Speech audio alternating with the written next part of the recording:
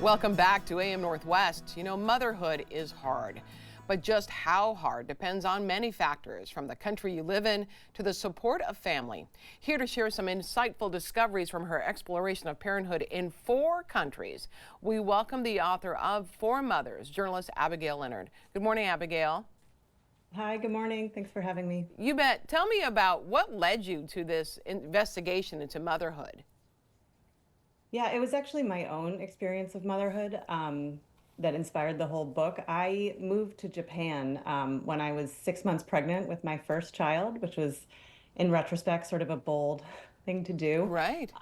Yeah, yeah. And I went on to have 2 more kids there. So I had 3 children while I was living in Tokyo. And so I got a really good sense of sort of what Japanese motherhood was like, and the support systems they have for mothers there. A lot of really great public supports, really great community centers, and all that stuff that I could take advantage of. But also, sort of the gender dynamics and the real responsibility that's put on moms to take care of kids sort of exclusively. And then I moved back to the US and I saw American motherhood sort of as compared to what I'd experienced in Japan, and how different it was, and how women's roles were very different, and the expectations of moms here was different, and of course the supports were different. So I thought it was fascinating and I wanted to explore it. So I went around the world to sort of see what else was out there. It really is fascinating. So let's talk about Anna in Finland, Tsukasa in Yeah, Japan, Tsukasa. and Chelsea in Kenya, and then Sarah in the United States. So we'll start with Anna in Finland and what you noticed about her pregnancy and her child, the birth of her child.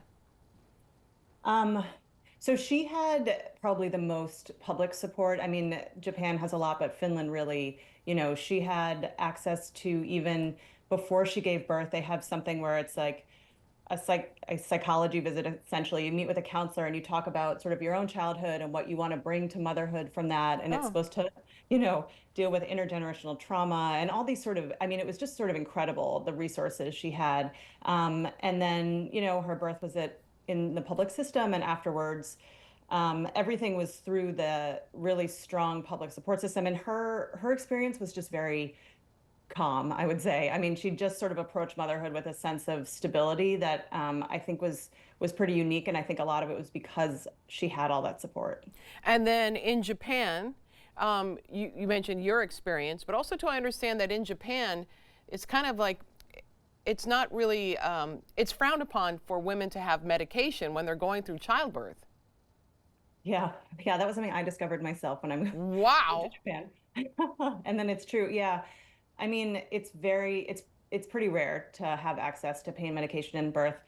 And that's partly because there's a Buddhist idea that pain bonds the mother and child, and that there's some sort of virtue in um, suffering and sacrifice for the Wow. child, and that sort of extends through childhood. And for Sukasa, that was really hard. I mean, she was having nightmares sort of going into birth because she knew how hard it was going to be, and yeah, it's tough. And so I think that does sort of extend through childhood. There's just a lot of expectation on the mom. And then Chelsea in Kenya.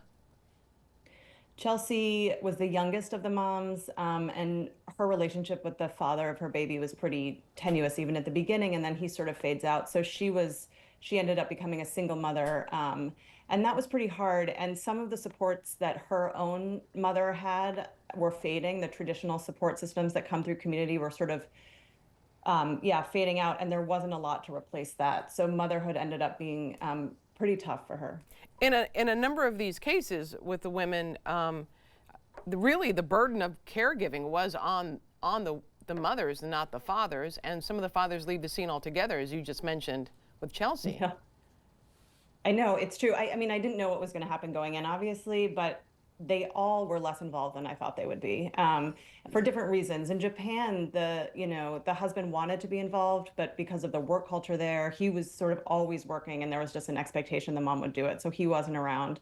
And then in Finland, their relationship actually crumbled over the course of the year that I followed them. But the interesting thing about that was that there was so much sort of support built into the system already for the mom, that even though she was a single mom, financially, it was a choice she could make to leave that relationship and still be fine. And there wasn't as much of a taboo around single motherhood. So I think, the culture of the egalitarian culture there made a huge difference when it comes to, who's providing the care for the child. Although in general, in Finland, fathers are really involved, and Yeah. there's this idea that the dads have a right to time with their kids and the kids have a right to time with their dad, and it's just reflected in the culture. And part of the reason they broke up was because he wasn't Finnish and sort of didn't buy into that. Oh, wow. What is the Yeah. big takeaway, you think? What can we learn? I think we can learn that in some ways policy can lead culture. So if you have really good policies in place, it makes things better for women and families, and that in order to get that kind of policy, new moms need allies with them in the fight because moms are really overburdened, and the idea that they should be advocating for themselves is a lot. But yeah, things like paid leave, universal childcare, and access to good quality maternal health care make an enormous difference in the day-to-day life of mothers. Absolutely. We want to tell everyone the book again is titled For Mothers. Abigail Leonard, thank you so much. It really is incredibly fascinating. Thank you. Thank you so much for having me. It was great. You bet. All right, we'll be right back with more AM Northwest. Don't go away.